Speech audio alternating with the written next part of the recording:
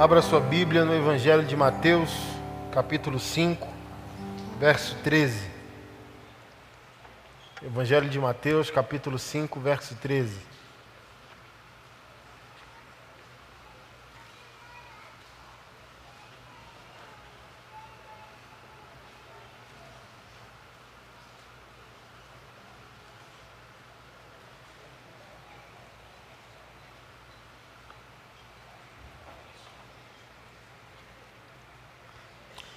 Vocês são o sal da terra.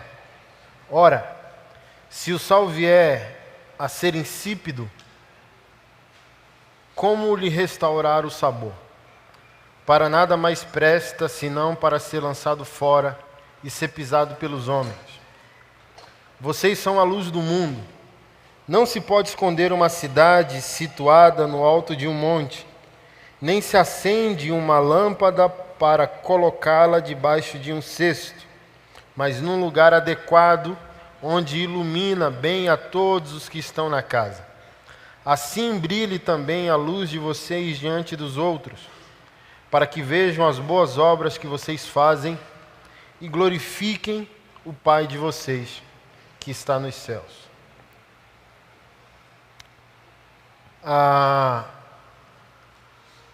E se eu pudesse dar um título, a mensagem de hoje seria um espelho desconfortável. Eu creio que o Senhor, nos últimos tempos, tem dado a nós como igreja, a nós como cristãos, um espelho extremamente desconfortável. Uma heresia óbvia, né? Quando uma mensagem de Deus, ou uma mensagem que está no coração de Deus surge para realinhar o povo de Deus, o povo de Deus reage de maneira agressiva, dizendo: não, isso aqui é uma heresia, isso aqui é um erro. Não, não é uma heresia, talvez seja um espelho. Mas é extremamente desconfortável ver no espelho uma coisa óbvia.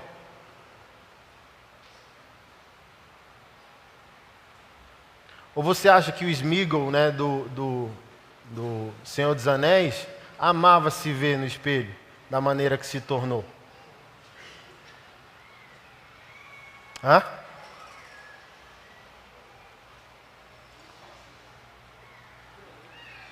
E o Senhor tem mexido, vai mexer, mas muito profundamente nas nossas estruturas de fé, como igreja brasileira, como povo de Deus. Porque baseado nessas palavras de Jesus, existem dois tipos de perseguição: a que glorifica a Deus e a que insulta Deus.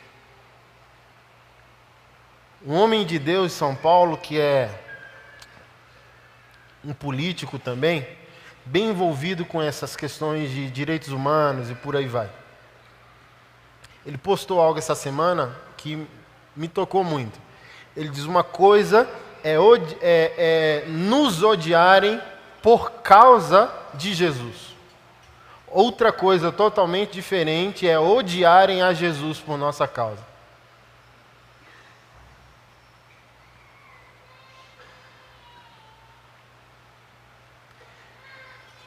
Qual é a perseguição que glorifica a Deus? Jesus, totalmente, o seu reino e a sua palavra está sendo proclamado. E isso por si só já é uma ofensa terrível ao mundo que jaz em trevas. Abra a palavra e o mundo já se ofenderá. Por isso que Jesus não pode ser confundido com essa caricatura de amor. Ele não é só isso. Não esvazie Jesus olhando para a humanidade dele, sem olhar para a sua totalidade como Deus.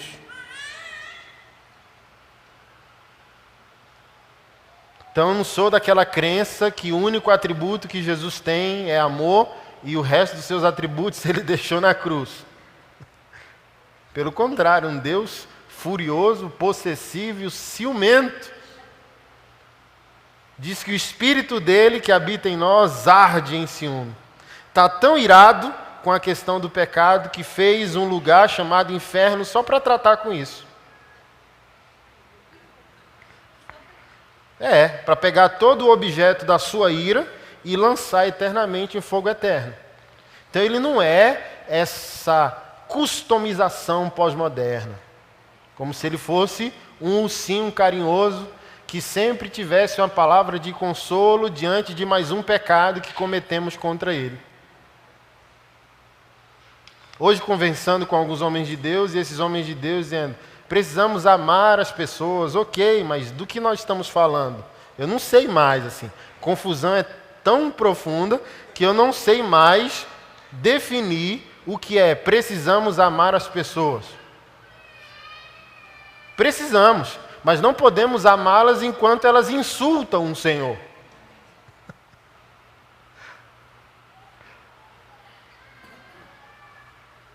Não podemos amá-las enquanto elas desonram o Mestre. Uma coisa é o perdido, né? Há uma confusão muito grande, por exemplo, Salmos capítulo 1, onde fala da roda dos escarnecedores. Eu vou ajudar você nessa noite, amém? Não se trata do ímpio. Escarnecer é zombar de algo que você tem em pleno conhecimento. Então o ímpio não pode zombar do que não conhece. A roda dos escarnecedores é composta por crentes. Eu só posso desrespeitar aquilo que eu conheço. É por isso que eu sempre, todo culto eu tenho que pontuar isso. É escarnecer de Deus, punir o pecado de um mundo que não nasceu de novo, enquanto nós como igreja jogamos o nosso para debaixo do tapete.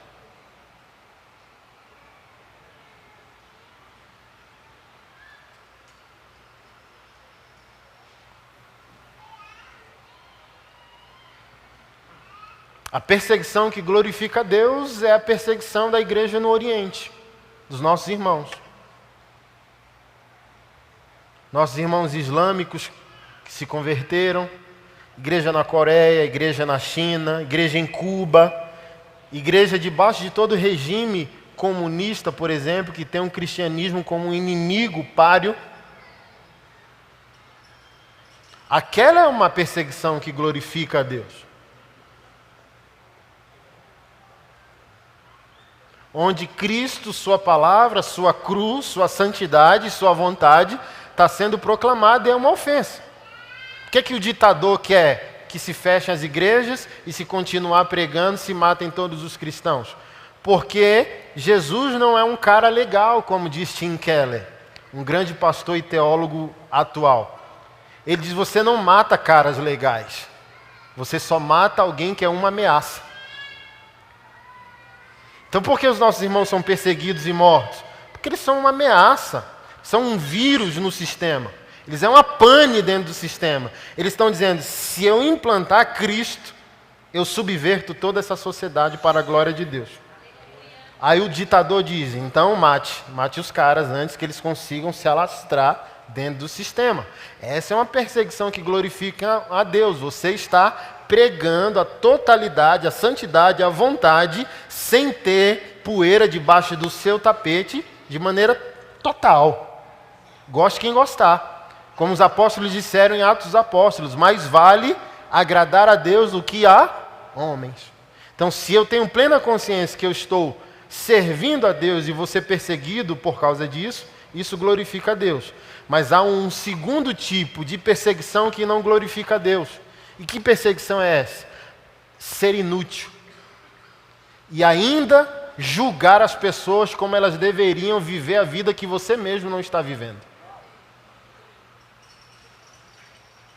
Porque o texto diz: se o sal se tornar insípido, se o sal perder o sabor, o texto diz: ele não serve para mais nada, a não ser para ser lançado fora e pisado pelos homens. Então, para nós, como igreja brasileira, para você como um indivíduo cristão, estão perseguindo você pelo quê, querido?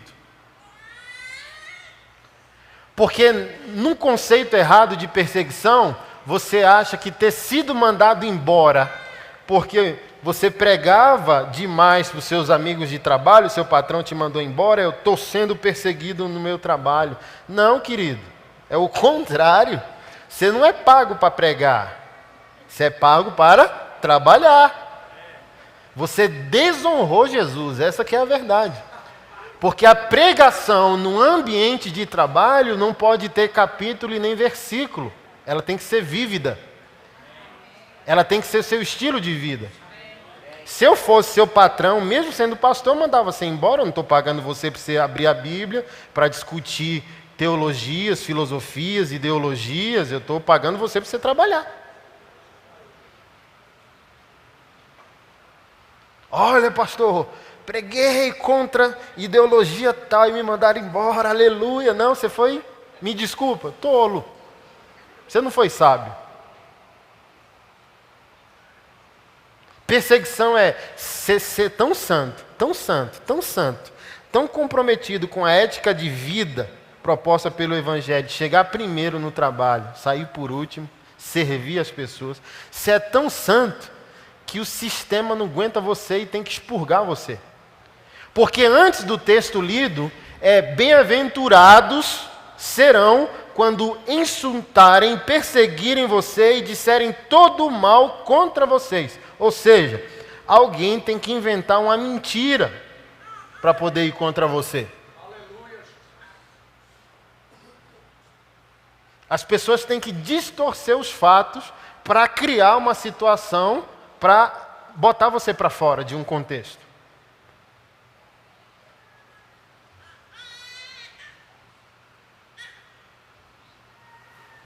Não foi isso que fizeram com Jesus? Que mal ele fez? Nenhum. Viveu a vida que o Senhor tinha proposto para ele. Então, criaram toda uma situação, toda uma narrativa, pegava o Estado, colocava dentro da religião, pegava a religião, colocava dentro do Estado, levou para Herodes, Herodes não quis, levou para Pôncio Pilatos e levou para o sumo... Aí ficava, entendeu? Cada um criando suas alegorias a respeito do comportamento de Jesus. No final, tem que se criar uma mentira para punir um homem que se propôs viver a verdade.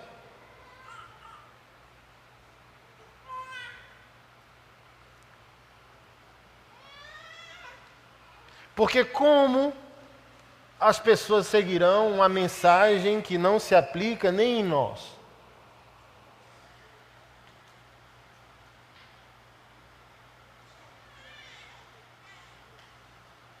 Eu não vou falar as coisas mais óbvias que eu falo todo culto, principalmente sobre ideologia de gênero e homoafetividade. Mas eu vou falar de novo. Como a sociedade crê que a gente é defensor da família se não a vive? Dizendo, olha, você está em pecado, por que você comete isso? Ok, é bíblico, você está certo. Mas o carimbo para a sua declaração é a sua vida. Que tipo de homem você é, que tipo de família você tem, se você é fiel à esposa. Eu não ia falar, mas eu vou falar de novo. É incompatível, é um escândalo para o Evangelho dizer isso é pecado. Sair de um culto, principalmente nós homens, e ver pornografia.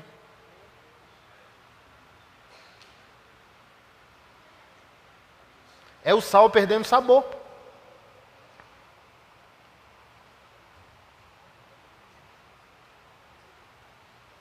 E eu não faço isso para te esmagar.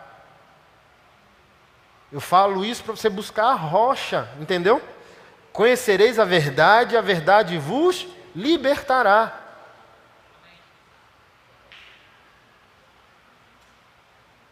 E eu não sei se eu falei isso aqui nos últimos domingos, mas para o judeu, conhecimento é experiência, conhecimento é envolvimento. Um judeu não conhece aquilo que não experimenta. Por isso que tanto no Antigo Testamento quanto no Novo, a palavra conhecer é usada para o intercurso sexual entre o casal. É usado para o relacionamento sexual. E Adão conheceu Eva. O que isso quer dizer? Você já leu na sua Bíblia, oxe, Adão não conhecia Eva? Não. O sentido é Adão teve relação sexual com Eva. E José, o texto usado também no Novo Testamento, e José conheceu Maria. Não, e José não a conheceu enquanto ela não deu à luz a Jesus. Ou seja, José não tentou ter relação sexual com Maria enquanto Maria não deu à luz a Jesus. Porque para o judeu, conhecimento é experiência, envolvimento. É aqui que está o nosso problema. Se a verdade nos liberta, por que não libertou ainda?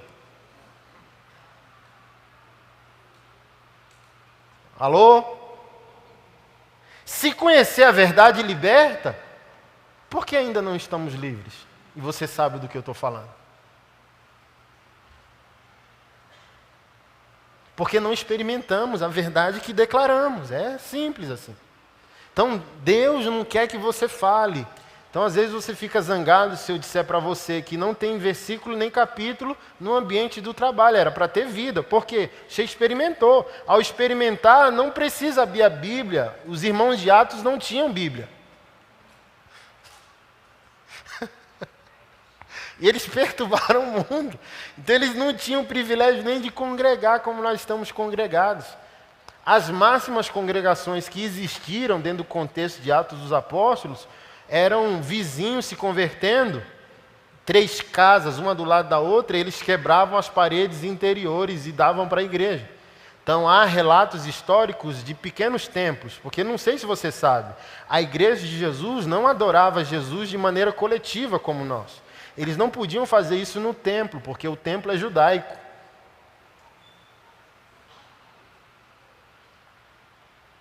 Ele poderia ir como um judeu, mas não poderia ir como um cristão, adorar a Deus lá dentro.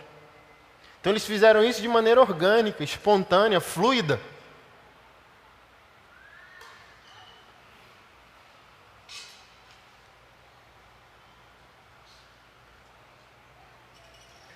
Então você não achava naquele tempo uma igreja lugar, você achava uma igreja pessoa.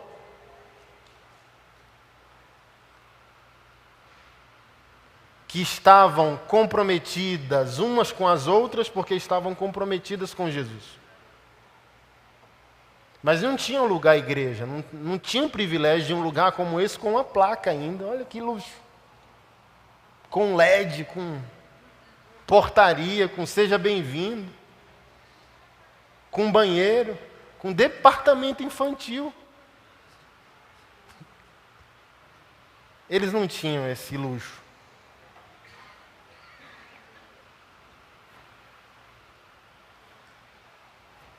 Eles não tinham essa oportunidade. Então, quando nós perdemos a nossa utilidade espiritual, a gente não serve para mais nada, segundo Jesus, só para ser lançado fora e pisado.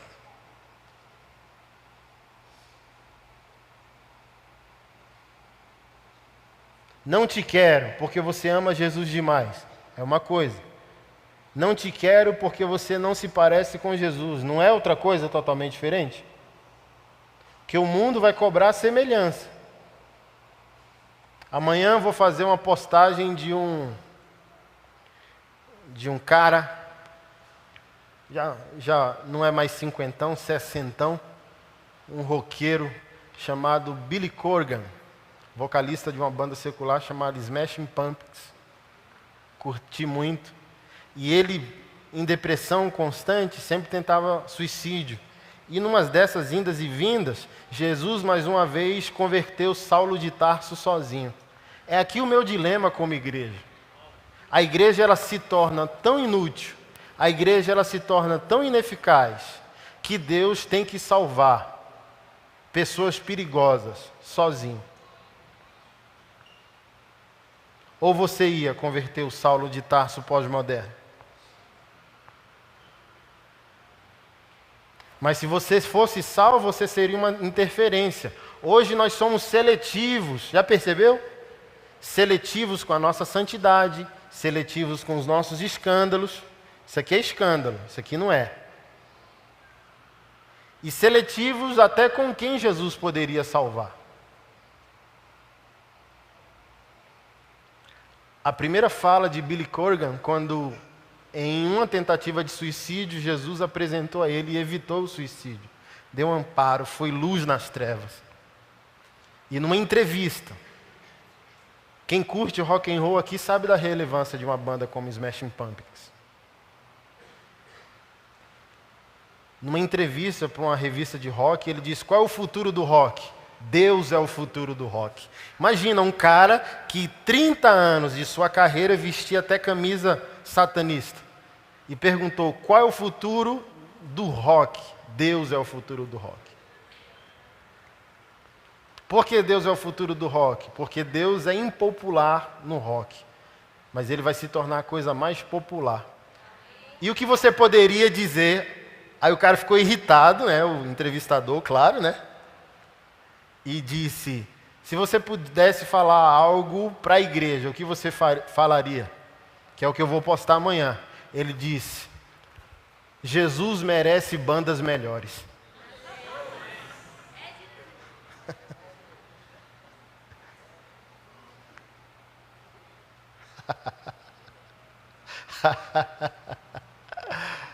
É isso aqui, é o sal. E a gente se choca com o ponto de vista de fora, mas o ponto de vista de fora deveria ser um evangelismo para nós. Hoje, infelizmente, em muitas áreas da nossa fé, a gente tem que ser evangelizado de novo. Porque parece que a gente esqueceu coisas básicas da nossa fé.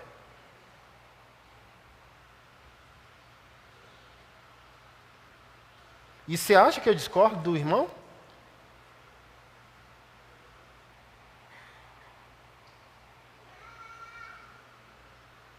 Uma banda que curti minha adolescência inteira.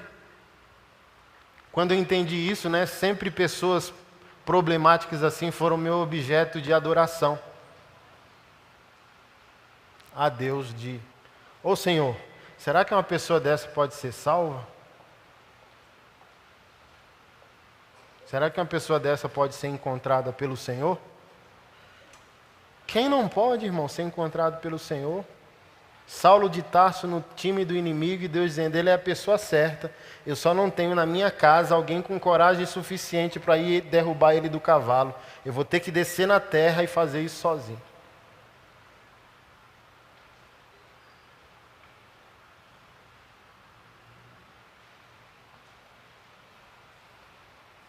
Uma das maiores bandas de heavy metal moderno, né? O que chamaram de new metal, que era o Korn. Eu curti aquilo a vida inteira. Assistia os clipes, via música. Chorava pela identificação de orfandade que aquilo propõe. E olhando assim: meu Deus, esses caras assim, pode um dia ser crente, Senhor? Aí mais uma vez caí do cavalo. O guitarrista, Brian, teve uma experiência com o Senhor enquanto cheirava metanfetamina. Porque a única coisa que ele fazia era acordar, levar a filha para a escola, voltar para casa e ficar cheirando metanfetamina até o horário da filha sair da aula, ia lá, buscava, voltava e continuava aquela rotina. E um belo dia um amigo fez um convite para ele ir para um culto como esse. E ele, para fugir da perseguição desse sal, que estava incomodando ele: vou só para essa pessoa deixar de ir.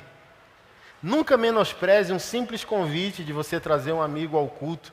Talvez pode ser a última oportunidade daquela pessoa. E você nem sabe. E ele foi para esse culto, não sentiu nada, não se interessou pelo ambiente, porque nesse caso, como nós, temos um senso crítico muito aguçado, né? Quem viveu na sociedade uma cultura mais alternativa, entendeu? Mais de gueto, tatuagem, rock and roll, não se dá facilmente ao que a massa celebra. A gente sempre tem um pensamento contrário, crítico. É como se a gente se tornasse especialista na contramão. Tem 100 carros indo numa mão e a gente pega uma motoca para... Não, mas a sinalização está dizendo para lá, mas eu não quero ir para lá, eu quero ir para cá. E a gente faz só por contradizer a opinião da massa. Então não aconteceu nada no culto. Então você não precisa trazer alguém para um culto como esse e ficar olhando para o irmão para ver se ele já está chorando, entendeu? Deixa Deus fazer o que Deus sabe fazer. Só seja sal na vida dessa pessoa. E ele voltou para casa para cheirar mais uma vez, para levar a filha mais uma vez para a escola. Mas quando ele se colocou na frente da TV, misturando a metanfetamina, é tão poderoso. Tem esse vídeo que ele gravou no YouTube. Ele diz: Deus, aquele pastor disse que você é meu pai. Se tudo que aquele homem disse é verdade, fale comigo. Aí ele disse que na hora o Espírito Santo entrou na sala. Cheguei! E ele disse que foi imediato. Pum! A presença do Espírito, a metanoia, a cura do passado, a realidade do presente, a possibilidade do futuro. Imediatamente, qual a amplitude do futuro? Eu posso ser um pai. Coisa que eu não fui e coisa que eu não sou até agora. Minha filha pode... Olha só, Espírito Santo entra para converter uma pessoa. Quando a metanoia acontece, a conclusão natural é uma transformação. Não existe toque do Espírito Santo onde não há como consequência, irmão, uma transformação. É aqui que a igreja está patinando. Ela diz que ela está cheia de Deus e que ela é amiga do Espírito Santo. Mas onde o Espírito Santo está, há uma consequência. A consequência é transformação. Então aquele homem diz: eu posso ser um pai. E na hora, não tem aquilo... Eu fui para a clínica, ele pegou a sacola, juntou toda a metanfetamina que tinha em casa, amarrou, jogou na lixeira, e já se passam quase 20 anos da conversão desse cara. Converteu, a conversão dele fez com que o baixista convertesse, o Field, mais estranho do que ele. Eu falei, ele converteu, aquele nunca vai. Que a gente tem disso, né? Esse pode, aquele não, aquele é... Nossa, aquele... Converteu o baixista. E ele veio para nós. Gravou CDs evangélicos e tal. Mas você se depara com uma outra realidade. A igreja se torna especialista em Deus. E isso faz com que ela se torne religiosa. Um lugar insuportável para gente que pensa, para gente intensa, para gente apaixonada, para gente que se importa, para gente que quer questionar o status religioso das coisas. Porque é feito há 100 anos isso, está errado. Não, mas é porque faz há 100 anos. Mas 100 anos vocês não entenderam que não é assim que se faz. E o Espírito Santo falou algo ao coração desse homem que foi um escândalo. E o que o Espírito Santo falou ao coração desse homem? Olha que coisa linda de Jesus. Volte para a banda. Foi o que Deus falou para esse cara. Volte para a sua banda. Sua banda é sua igreja. Então, Jonathan Davis, que é o vocalista, é um cara que flerta constantemente com a depressão. Field, Brian, eles têm mais utilidade numa igreja, para ser sal no saleiro, ou nesse ambiente onde só tem lunático? Fala para mim aí. Onde Jesus quer o sal? Dentro de uma panela ou dentro do saleiro? Me ajuda, povo de Deus. Onde o sal faz sentido? Guardado ou interferindo no sabor?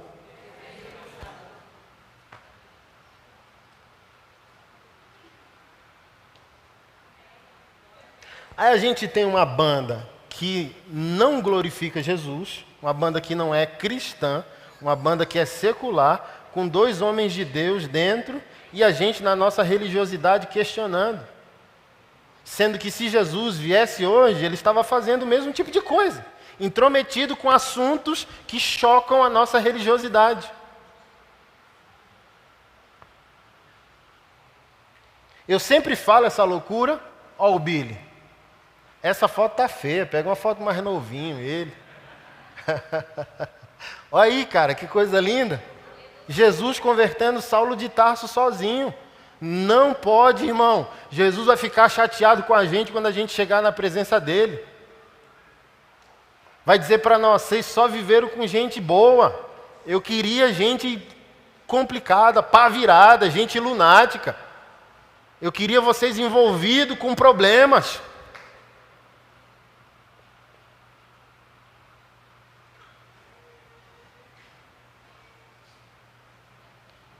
Mas a igreja diz, eu quero ser sal. E às vezes não é nem no saleiro, é no açucareiro. Charles Spurgeon, um pastor batista há 200 anos, dizendo: ai de vocês quando vocês se tornarem o açúcar do mundo.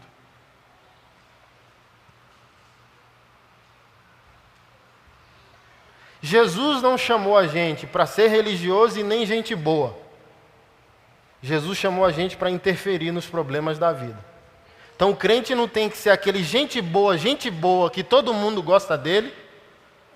Que, irmão, se todo mundo gosta de você, você não é discípulo de Jesus. Você está dizendo que você consegue ser mais santo que o mestre, irmão? Alguém tem que não gostar de você.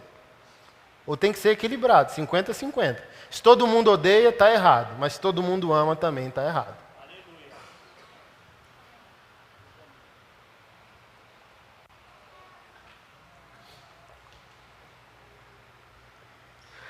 Aí Jesus vai para frente e diz: vocês são a luz do mundo, eu não posso esconder vocês. Ele diz: não acende uma lâmpada e esconde debaixo da cama. Se coloca uma lâmpada num lugar adequado. Irmão, se eu pegar uma lâmpada de LED potente como essa e colocar debaixo da minha cama, serve para quê? Jesus está dizendo: eu acendi vocês, eu não posso esconder vocês agora.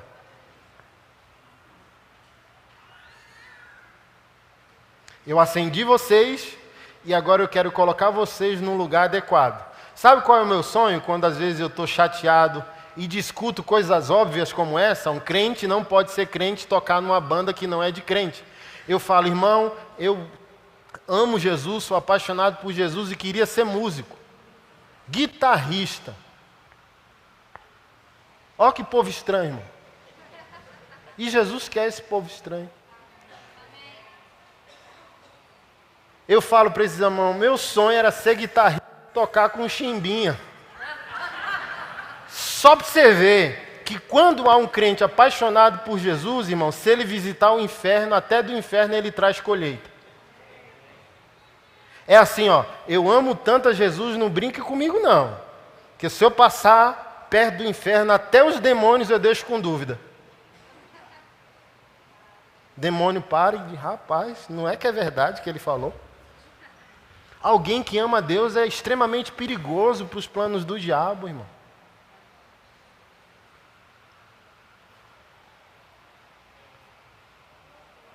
Mas o nosso problema é que ensinaram para nós uma santidade fugitiva, uma fé conservante. Aqui a gente tem dois problemas para resolver. Uma igreja conservante, que é uma igreja ortodoxa, uma igreja que tem teologia e tem historicidade, ela está presa a tudo que aconteceu na história da igreja. Isso é muito bom. Ela tem doutrina, ela tem teologia. Mas se ela for só uma igreja conservante, ela vive para proteger o que construiu. Então ela cria muros ao seu redor para impedir o seu contato com o mundo.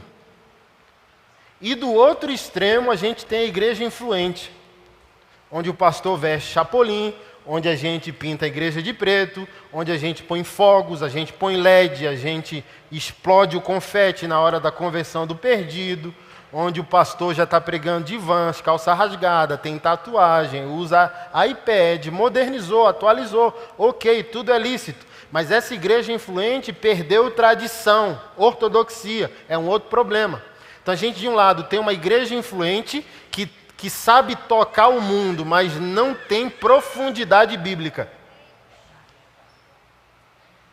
Ela cria consumidores, mas ela não consegue fazer discípulos. Então ela cria rotina, principalmente de shows e eventos, leva a banda certa e o pregador certo para encher. E ela não batiza mais, ela só está trazendo para dentro de si os crentes insatisfeitos com a sua própria igreja.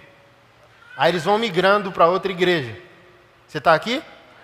E do outro extremo, a igreja conservante, que está feliz de estar certa, mas não consegue chorar porque está sozinha. Ela está certa e não tem a quem discipular. Estou certo, minha teologia é impecável. E nem os filhos daqueles crentes querem ir para a igreja mais. Então a gente tem esses dois problemas. Uma igreja séria demais, que perdeu o contato, e uma igreja com contato demais, sem Bíblia, com autoajuda, sem ajuda do alto, com metodologia humana no púlpito, dizendo que Deus quer evoluir você para fazer de você a melhor versão de si mesmo. Não, Deus quer matar você.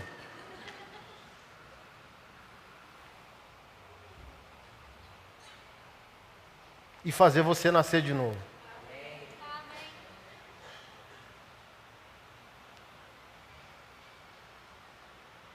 Como resolver isso, pastor Anderson? Pegando o melhor das duas igrejas. Se atualize, irmão.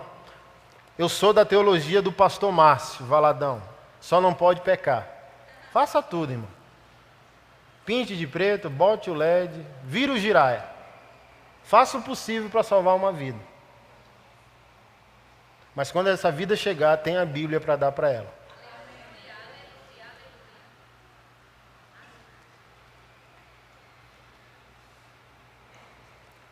Porque o Senhor acende a luz e não esconde, põe no lugar adequado. Ele diz para que todos que entrem na casa vejam sua luz brilhar.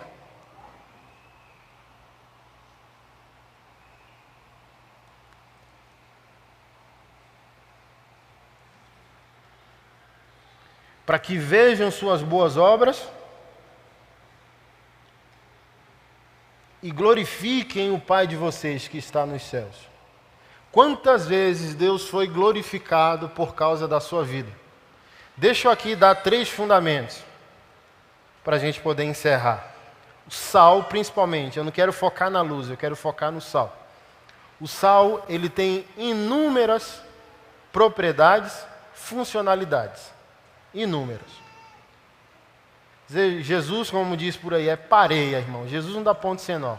Jesus fala a coisa certa no tempo certo. Então ele não usou nenhuma figura de linguagem, nenhuma metáfora, nenhuma parábola, desassociado de um pleno entendimento dos seus ouvintes. Então, primeiro ponto. O sal, ele é conservante. Então, para as civilizações primitivas, ok? Não havia geladeira. Então, para uma carne durar, é preciso, naquele tempo, salgar e secá-la no sol, ok? Então, o sal serve para conservar. Então, você é conservante. Você tem doutrina, você tem história. Sua teologia não nasceu agora. Você não pode pegar uma ideia que você chama de revelação, dizendo, Deus me revelou. Não, Deus só pode revelar algo novo se estiver preso a algo antigo. Então Deus não vai falar algo novo que contradiga o que já foi dito há muito tempo por homens que vieram antes de você. Então você é conservante. Segunda propriedade, você é influente. O sal é influente.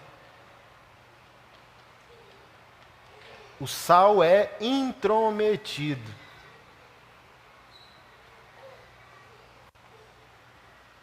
Você cozinha feijão? Sabe cozinhar feijão bem? Tem que provar para o seu pastor depois.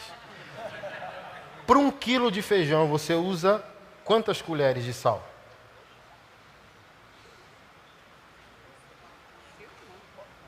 Ela disse que 1. Alguém aqui faz com mais? Menos? Você usa quanto? Meia colher de sal. Ela está dizendo aqui, vou ficar com ela. Usa meia colher de sal para fazer 1 quilo de feijão, ok? As estatísticas do IBGE comprovam que a sociedade ou a comunidade brasileira já chegou a 210 milhões de pessoas, ok? Você está aqui? O IBGE afirma que 40% desses 210 milhões é cristão evangélico confessante, praticante. Alguém consegue me dar 40% de 210?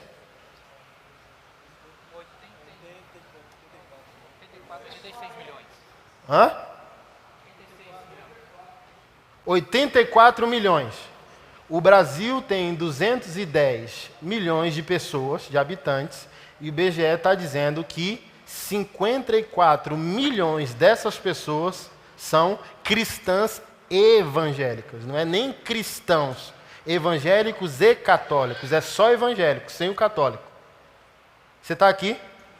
A gente já tem sal para estragar todo o feijão que é a sociedade brasileira, irmão. Se você e eu fôssemos realmente sal, a equação já está desequilibrada. Tinha que estar enviando a gente para o mundo inteiro. Que é tanto crente intrometido, influente, importante, que ama o próximo, que faz a obra de Deus, que o Brasil não aguenta mais, já é espiritual. Ao ponto de dizer, não precisa de 80 milhões, espalhe esse povo pelo mundo. Mas a conta está errada porque a gente precisa eleger um mito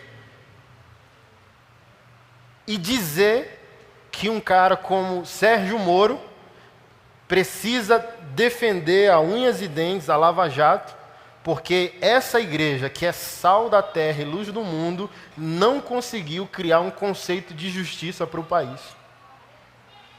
Então a gente precisa da Lava Jato para falar sobre justiça. E a gente elege um líder político dizendo que ele é um mito porque ele vai fazer por nós o que não foi feito nunca. E eu votei nele, tá? Não é uma crítica contra. Mas se um homem vai me salvar de algo que já deveria ser minha obrigação, que cristão eu sou?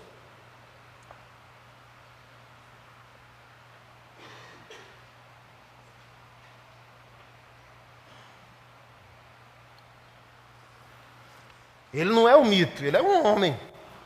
Mas você é o sal. E você? Quanto de justiça você já produziu? Quanto de intromissão? Então, olha só. Agora vamos sair do feijão. Vamos fazer uma carne. Amém? Ou vamos fazer um, sei lá. Não, vamos pensar no Nordeste ali, um mariscado. Tinha uma discípula nossa aqui da Bahia, meu Deus, que maior mariscada do universo que eu já comi foi ela. Aí ela colocou lula, camarão, lagosta, sururu, os trem lá, tudo. Dendê, leite de coco, trenzão top. Se ela pegar o mais pouco de sal que ela puder e jogar dentro daquela panela, o sal vai pedir licença para alguém? Você já viu luz pedindo licença e sal pedindo licença? Se você pegar uma colherzinha pequena de sal e jogar dentro do seu café adoçado, você acha que interfere o sabor? O sal é intrometido.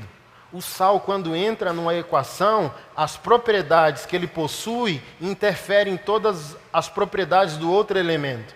Então, quando um sal entra na panela, ele interferiu em todas as propriedades químicas da carne, do feijão, do arroz, do macarrão. O sal não pediu licença. Ele mudou a equação. Ele mudou o ambiente. Ele mudou a rota. Se você pegasse uma mariscada sem sal, você logo saberia. Então deixa eu falar algo para você. O mundo já entendeu que nem toda a equação que a igreja faz, Jesus Cristo está incluído. E é aqui que entra a perseguição que não glorifica a Deus. As pessoas já descobriram quem nós somos. E quem nós somos?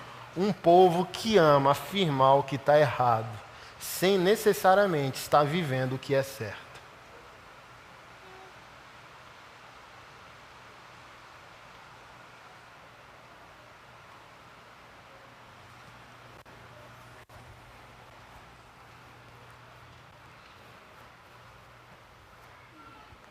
E por último, primeira propriedade do sal que eu quero usar hoje, como eu disse para você, sal é conservante. Segundo ponto, o sal é influente, intrometido. E o terceiro ponto, o sal é cicatrizante. Já foi para a praia com a ferida? Maravilhoso, né? Nébias. Você entra com ferimento num dia, fica 2 dias, 3 dias na praia, sai, só a cicatriz. Top, sim ou não? O sal conserva, o sal interfere, o sal cura. Cadê você, meu irmão? Onde você está? O que você está fazendo nesse exato momento? Como está a sua vida? A partir da sua vida, quem Deus trouxe consolo? A partir da sua vida, Deus incomodou quem? A partir da sua vida, Deus salvou quem?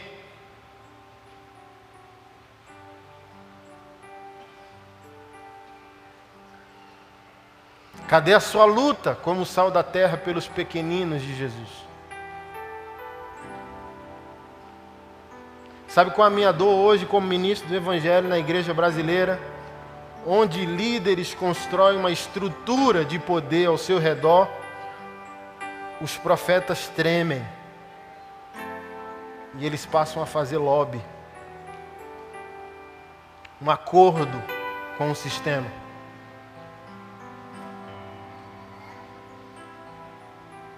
E a voz perturbadora que Deus queria tirar o sono dos grandes, Deus não pode trazer sono aos pequeninos. Mas deixa eu usar a frase de uma mulher porreta, que eu conheci pessoalmente esses dias e sou um fã da sua música. Há um banquete só para pequeninos, que o seu dinheiro não compra, sua fama não ganha. Há um banquete só para pequeninos. Cadê você, sal da terra? Cadê você peitando sistemas? Cadê você peitando homens que desonram a obra de Jesus Cristo? E cadê você trazendo consolo àqueles que sofrem?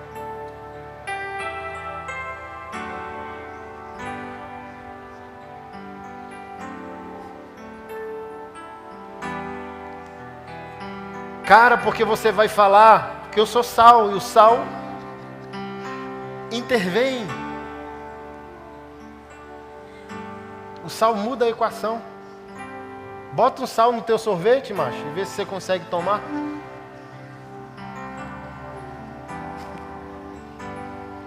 Ou seja, se você é sal, Deus enviou você para fazer a festa ou para estragar a festa. Se o bolo da festa é uma torta, Deus vai usar você para trazer uma alegria tremenda àquele povo, porque é uma torta de frango. Mas se aquela festa não glorifica a Deus e é feita com um bolo doce, Deus dizendo, taque sal nesse bolo, estrague a festa desses homens.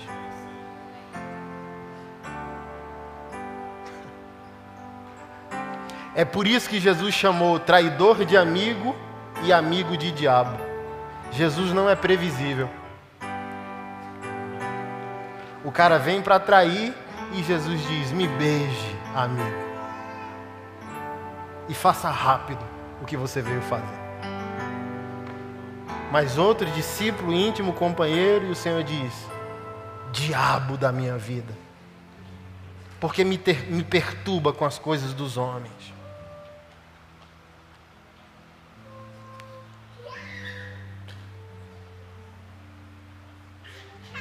Porque Jesus também era sal, a usina de sal.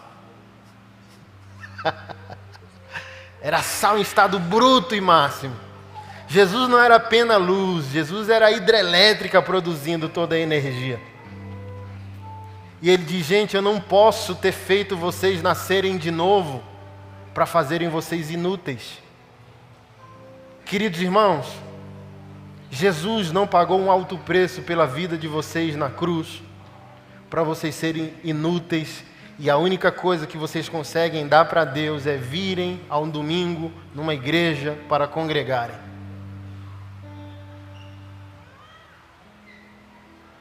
Jesus quer que vocês conservem, interfiram e curem. E talvez isso faz mais sentido fora do que dentro. Crente brigando demais dentro evidencia para mim o pouco que está fazendo fora. Porque fora tem muita coisa para fazer. Por que está brigando dentro? Tem sentido brigar dentro? Eu particularmente, ninguém me vê nessa igreja. Eu não sei nem quanto que entra. Tem quanto tempo que eu não vejo um relatório dessa igreja? Não sei nem quanto de dízimo tem essa igreja. Por quê? Eu estou ocupado com problema, irmão. Eu sou o sal do mundo. Eu quero saber lá de quem falou, quem não falou, quem fuxica, quem não fuxica, quem quer, quem não quer, quem toca, quem não toca, quem é amigo, quem é inimigo. Eu estou sendo útil.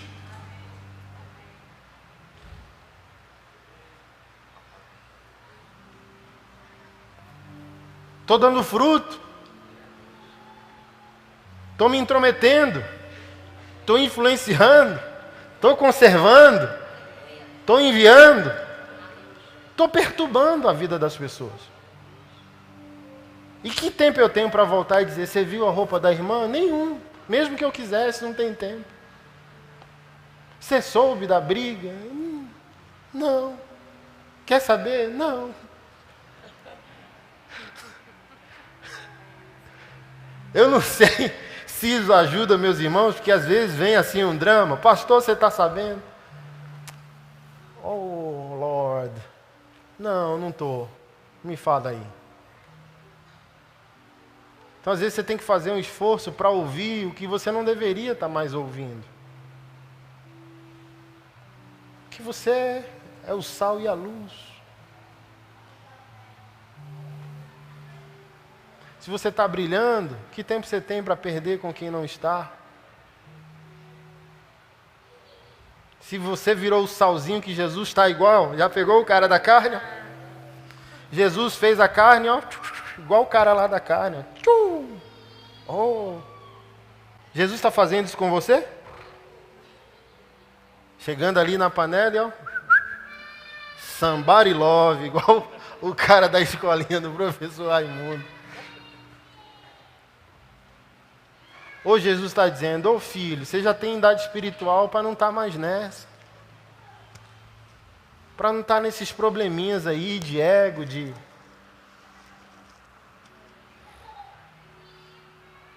Se você é sal do mundo, não cabe nem mais tempo para a gente ficar brigando como casal em casa, querido. Acorda, gente. Uma família em crise é uma família que Jesus não pode usar. Uma família em plenitude vira uma igreja. Ah, não tem uma igreja para ir. Quem disse que precisa? Tu é crente? Faz o culto em casa, chama os parentes, chama os vizinhos. Tem a rua inteira para fazer esse negócio. É o que eu penso, irmão. Quando a igreja um dia me torrar a paciência, eu já amo demais minha mulher e os meus meninos, eu fico em casa. Faço um culto caseiro. Vai. Meus irmãos em Atos, não tinha essa briga toda? Ai, vamos para a igreja, meu Deus, que roupa, que... Não, é Cristo crucificado, vamos evangelizar, vamos dar fruto, vamos orar, vamos interceder, vamos fazer o que Deus quer que a gente faça. Mas a gente está criando problemas que desaceleram o valor que a nossa vida tem para Deus.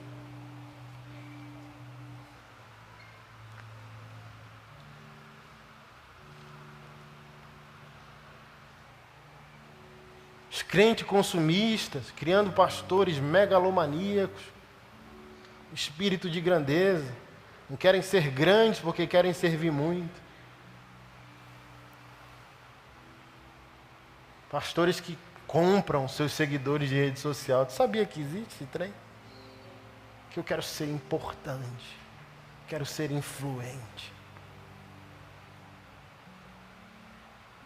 E Jesus Cristo diz que o homem só pode receber aquilo que é dado do alto.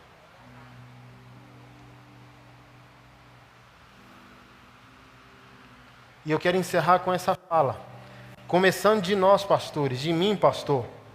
Quando nós nos tornamos inúteis, nós amamos confundir poder com autoridade. E o que é poder? Empenhar uma força que não existe dentro de você. Aí você tem que exercer ela fora. Maridos que não têm a admiração e o respeito da esposa forçam no poder a submissão delas. Pastores que não receberam do Espírito de Deus uma voz em seu interior, amam criar ao seu redor estruturas, amam ser chamados pelo título.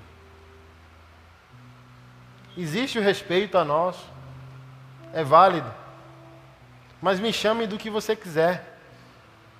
Pastor Anderson, pastor Anderson, apóstolo, só não me chame de patriarca, zoeira. Só não me chame de demônio. Vai mudar em quê? Que aquilo que Jesus me deu não é evidenciado por um título, é evidenciado por um serviço. Ou Jesus fez essa questão? Jesus não.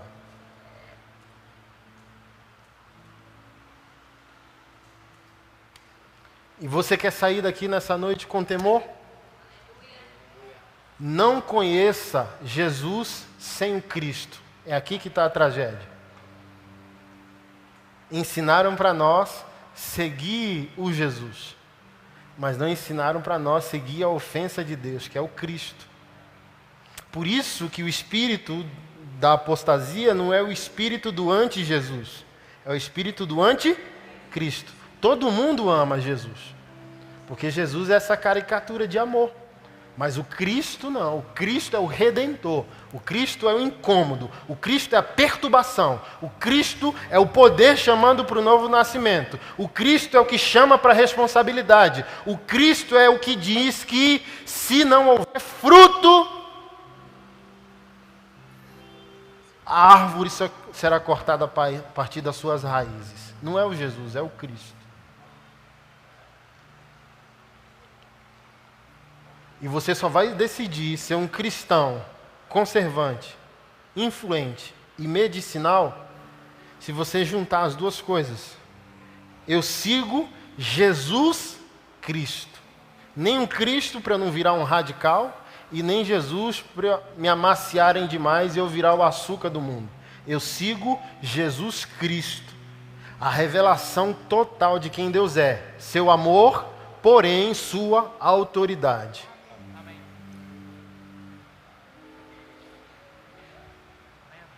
Porque diante da autoridade, o amor de Cristo me chamou para Deus como Pai. Mas a autoridade de Cristo vai dizer: ei, se você é sal, cadê a conclusão de suas propriedades?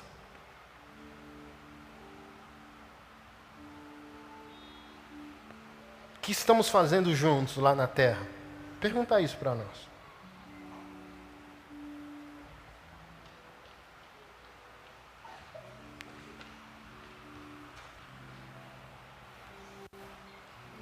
Não nascemos de novo para a inutilidade.